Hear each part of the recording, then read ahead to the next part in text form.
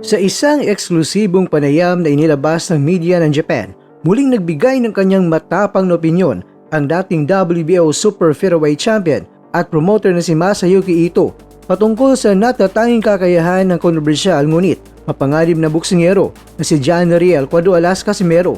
Binalikan ni Ito ang panahon na kung kailan nasilalim pa ng kanyang pamamahala at promosyon at Treasure Boxing Promotion. Itong si Casimero, hindi matatawaran ang likas na talento ng boksingerong Pilipino. Taasan niyang sinabi na hawak ni Casimero ang mga tamang alas at mambirang lakas upang bigyan ang itinuturing na pound-for-pound king ng Japan na si Naoya the Monster Inoue at may kakayahan pa itong maging kauna-unahan na makakatalo sa kanya.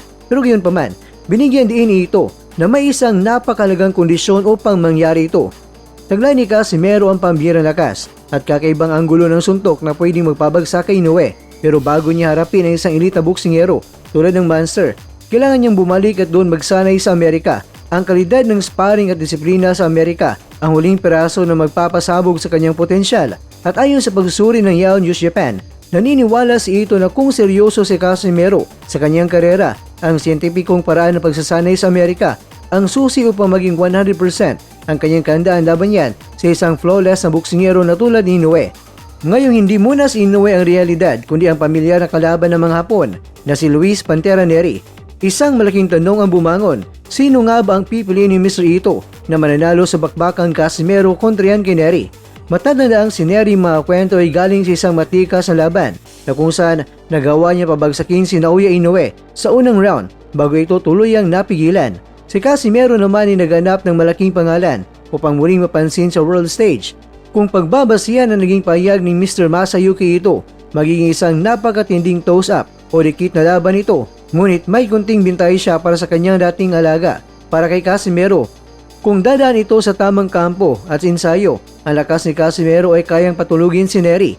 Lalo na't napatunayan ng marupok din ang mga panga ng Meksikano kapag tinatamaan ng malinis. At para kay Neri, si Neri ay laging handa sa digmaan at may mataas na laban. Nalaktibo ito sa mga world level ng bakbakan kamakailan lang. Pero gayon pa man, dahil sa personal na kaalaman ni Mr. Ito sa raw power at mentalidad ni Casimero, kapag ito ay 100% motivated, malaki ang kanyang paniniwala na kapag pumasok ang mga counter punches ng Pilipino, si Casimero ang magwawagi sa pamamagitan ng knockout.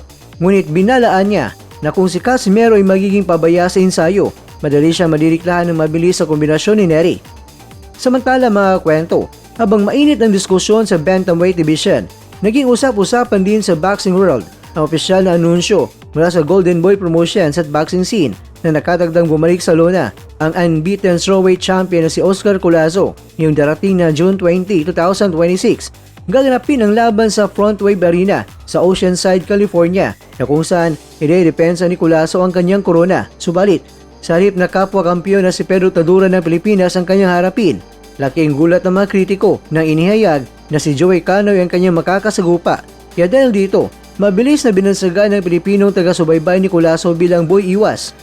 Marami naman ng mga boxing analysts ang nag-agree na dapat ang unification fight muna sa pamamagitan ni Collazo ni Taduran ang ikasa. Pero ang pinili raw itong si Canoy. Kaya naman ito ay nag-sparks ng conversation. Kaya naman ito ay masasabi na intentionally delaying daw at talagang umiiwas sa peligro ng dala ng kampiyon natin na itong si Pedro. Mga kakwento, bagamat si Joey Canoy ay isang veteranong may kakayahan at determinasyon, malinaw sa mata ng mga publiko na iniwasan muna ni Collazo ang pinakamalaking banta sa kanyang malinis na record, si Pedro Taduran, upang mapanatili ang kanyang estado sa top 10 4-pound king nang walang labis na peligro.